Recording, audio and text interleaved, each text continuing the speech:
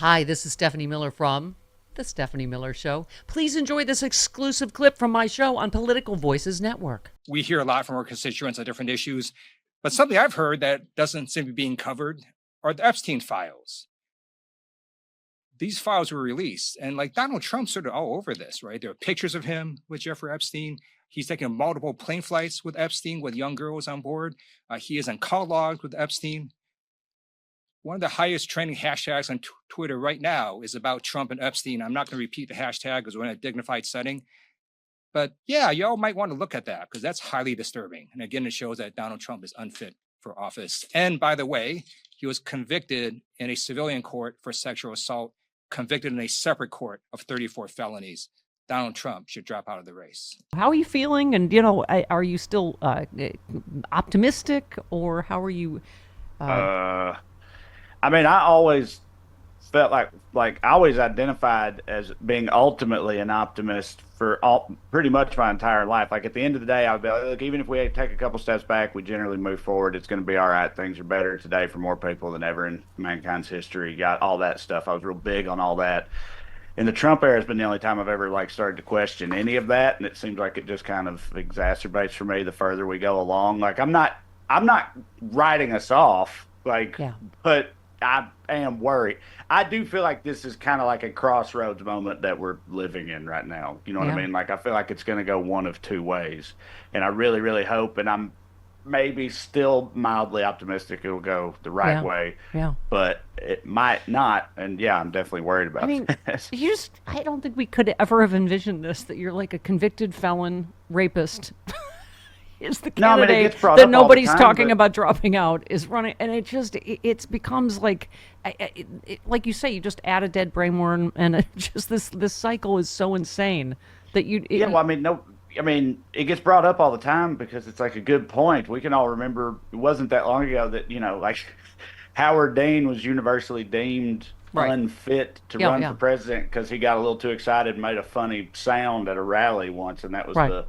that was the whole thing. And it's like now, and then on the other end of the spectrum, now it's like resurfacing that Donald Trump has these allegations of like raping a 13-year-old Yeah. and all this. And it's like, but you hear that, at least I hear that, and I'm like, yeah, but that had come out previously, right? And no one cared then. And with Well, there's new Epstein logs that he's in. But well, again, Trey, they don't, the right. press isn't covering any of that. They're just No, like, it's yeah, and everybody on the right to like release the logs. This is what like, oh, the Clintons don't want you to see them. They're big Clinton and big Democrat are keeping them hidden or whatever. And then they come out and Trump's in there like 60 something times or whatever, and there's just crickets. They just like yeah, stop Trey. caring about it entirely. I know you talk a lot about the religious right, and a lot of Southern folk that are church going. It just the absurdity of Donald Trump being The their Holy candidate. Man, yeah, Yeah. I've not been able. It's not even just. I mean, it is that, but it's not even just that. Like it's stunned me so greatly at the very beginning of Trump's rise because, like, even just like culturally and philosophically, Donald. I know for a fact that before he became what he is today, Donald Trump was like a prototype of the worst type of person to most of the people where I'm from, meaning like like a silver spoon, blue blood Yankee carpetbagger dude who thinks he's better than everybody else and smarter than everybody else, and needs Yes. his butt whipped or whatever. And then and they somehow it blew my mind from the very. I was like, this guy, this is gonna be the guy. Like I Yeah. couldn't believe it, and it's still crazy to me. And then yeah, then you add in that they act like you know, how a thrice divorced philanderer, convicted felon is, the true man of God or the holy man that will bring us back to the promised land. I mean, it's just insanity. I will like I've got a couple of like in-laws. Well, I've got an in-law who's a pastor or whatever, and he hates Donald Trump because he's like an actual Christian. Right. So some people do still exist, but yeah, they're mostly outnumbered by the ones who've been brainwashed, and it's If wild. they're gonna, They've just conflated conservatism and Christianity so hardcore at this point, like yeah. for so many years ongoing now that like one just equals the other. Ugh. So if you're the conservative guy, that means you're the Christian guy, I even feel if you like have no if they're Christian gonna, values at all. yeah, if they're gonna put the Ten Commandments in schools, they're gonna put a picture of Trump, and then just this guy broke all of those, just Right. as a pictorial. I don't know why I'm. Oh, you know what I'm looking for? Because we always love to ask you about, country stories. So, Uh-oh. No, I was saving a Christy Nome because Christy Nome now has doubled and tripled and quadrupled down on the any mother would have shot the puppy in the face. No, that's not. This is what country folk do. This is, this is what happens on the farm. No. Oh God. Trae, is this what? Yeah, she was like, oh no, any mother would have done this. No. Look, y'all are not going to like this answer, but Uh-oh. I'm from, the absolute middle of nowhere, Tennessee, and I grew up in the 90s. And people didn't just wantonly shoot the family dog in the face back then. Like, that wasn't like a biennial event or something. Get the whole family together and shoot the dog in front of the kids. That wasn't a thing. But I mean, people were played pretty fast and loose with the lives of, like stray dogs or cats or whatever, Yeah. especially when it came to a farm. Like, that definitely happened. Like, I had an uncle who,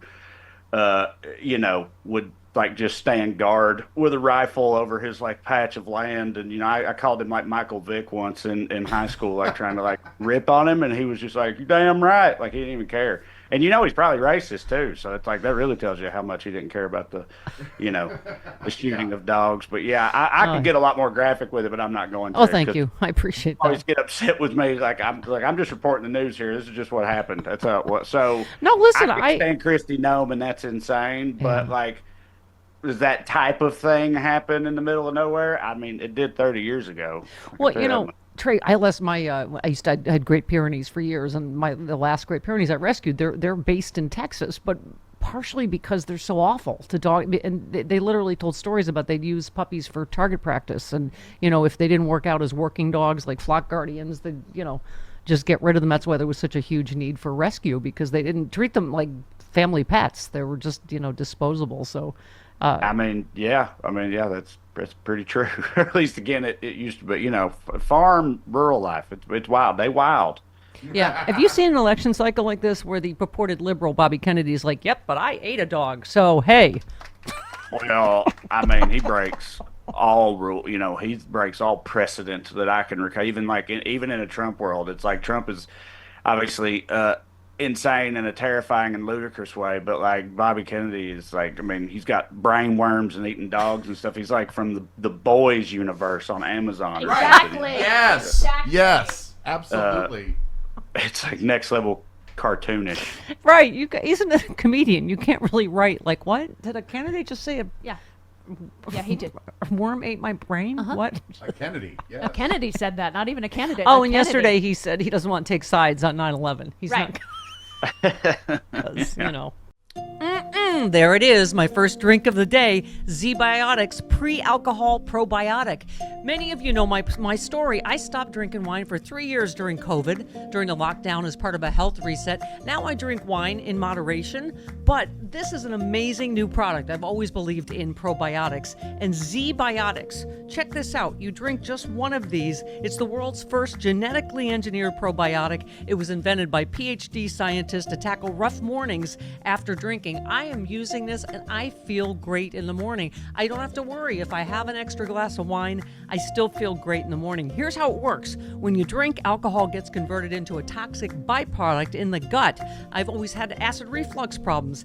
It is this byproduct, not dehydration, that's to blame for your rough next day. Z-Biotics produces an enzyme to break this byproduct down. All I know is it works. It is Z-Biotics Pre-Alcohol Probiotic. Go to zbiotics.com/politicalvoices or scan the QR code on the screen right now.